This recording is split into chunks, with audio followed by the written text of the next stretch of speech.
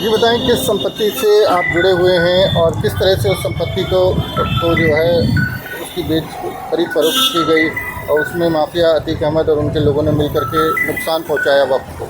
वक्फ number 66 67 68 Sunni central वक्फ board के अभिलेखों में पंजीकृत है।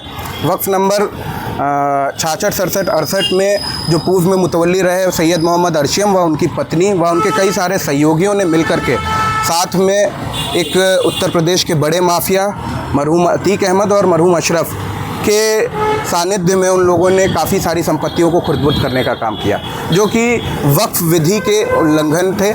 और बहुत सारी संपत्ति करीबन लगभग वक्फ नंबर 67 की बात करूं जो कि सल्लाहपुर पूरा मुफ्ती में है, उसमें करीबन 7 बीघा की से ऊपर की संपत्ति इन लोगों ने बेचने का काम किया, इलीगल पट्टे किए हैं, जिसमें से 1.5 बीघा संपत्ति अभी तक हम लोग रिकवर कर पाए हैं। आगे की जो जांचें हैं वो जारी हैं और लगातार हम लोग प्रयासरत हैं कि सारी संपत्तियों को हम लोग रिकवर कर पाएँ। तो अतीक और उनके लोगों ने कितने का नुकसान पहुंचाया, लगभग कितने की संपत्ति होगी? लगभग पूर्व मुतवल्ली अर्शियम और अतीक अहमद और अशरफ के उसमें करीबन 50 करोड़ की संपत्ति का नुकसान वक्फ बोर्ड को पहुंचाया। ये वक्फ अलल खैर है, ये वक्फ ना मेरा है ना किसी इंसान मतलब किसी भी एक इंडिविजुअल पर्सनैलिटी का नहीं है, ये वक्फ है गरीब मुसलमानों के लिए। कैसे माफिया लोग उसमें घुस जाते हैं और उसको खरीद फरोख्त करने लग जाते हैं?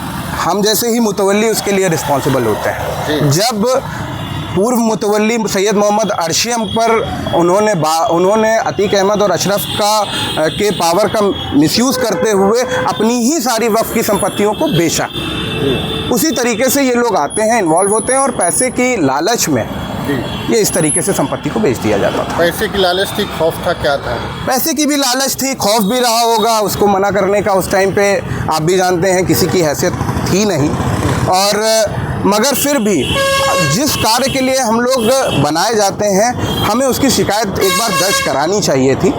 जो भी अनियमितताएं आती वो देखा जाता, बाद में उसका क्या भी निर्णय आता, मगर कुछ ना कुछ तो इसमें हमारी भी मंशा रही होगी, जो पूर्व मुतवल्ली रहे हैं उनकी भी मंशा रही होगी कि इसे खुर्द-बुर्द किया जाए, तभी ये खुर्द-बुर्द हो पाई। मुकदमा भी दर्ज हुआ था उसमें, जांच उसमें कई सारे मुकदमा दर्ज हैं, जिसमें मरहूम अशरफ के परिवार के भी लोग सम्मिलित हैं। कई जगहों पे अभी जान से मारने की धमकी भी दी गई, कई जगहों पे जो हमारे कारिंदे काम करते हैं हमारे साथ महबूद अहमद, फूलचंद केसरवानी, ऐसे लोगों को कई बार जब वो किराया वसूलने जाते हैं या चीज़ें वहाँ पे देख रेख के लिए जाते हैं तो उनको जान से मारने की धमकी, और कई बार मेरे साथ ऐसी चीज़ें हुई। वो लगातार हम लोगों ने प्रशासन को उसकी शिकायत दी है और शासन और प्रशासन से मदद मिल रही है। तो ये जो 50 करोड़ की संपत्ति इन लोगों ने हड़प ली, इसकी रिकवरी क्या हो पाएगी, कैसे होगी? लगभग मानवेंद्र ये मैं बताऊँ तो करीबन जो है 50 करोड़ की संपत्ति थी, जिसमें मान के चलिए कि कम से कम कुछ नहीं तो 13-14 करोड़ रुपए की रिकवरी अभी तक करी जा चुकी है। तो नया कानून जो आएगा उससे मदद मिलेगी या नुकसान होगा? बिल्कुल मदद मिलेगी। वक्फ में देखिए उस पर no one is above the law, Supreme Court ने अपने जजमेंट एक लॉ पारित किया गया, लॉ के खिलाफ में हम लोग मतलब कई सारे लोग जो है क्या बोलते हैं सुप्रीम कोर्ट का दरवाज़ा खटखटाया। सुप्रीम कोर्ट ने उसमें कई सारी चीज़ें अभी पाई हैं जो अनियमितताएं उसे दूर करके उस लॉ को ठीक तरीके से इनैक्ट करने का काम करेंगे। एक्चुअल में ये जो वक्फ बोर्ड का जो कानून है ये है क्या?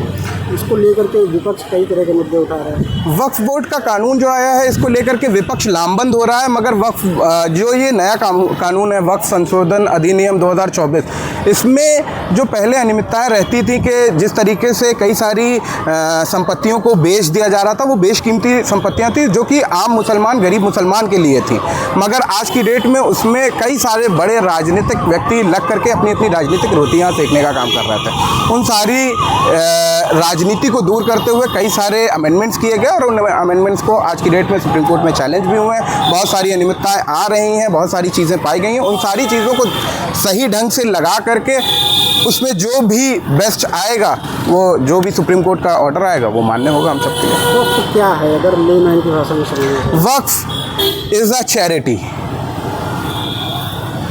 वक्फ is a charity, nothing else. कुछ भी नहीं है, ये चैरिटी है, charity in the name of God, that is Waqf. नाम बताइए। अम्माद हसन और फमन्नीवा, धूमनगंज, प्रयागराज।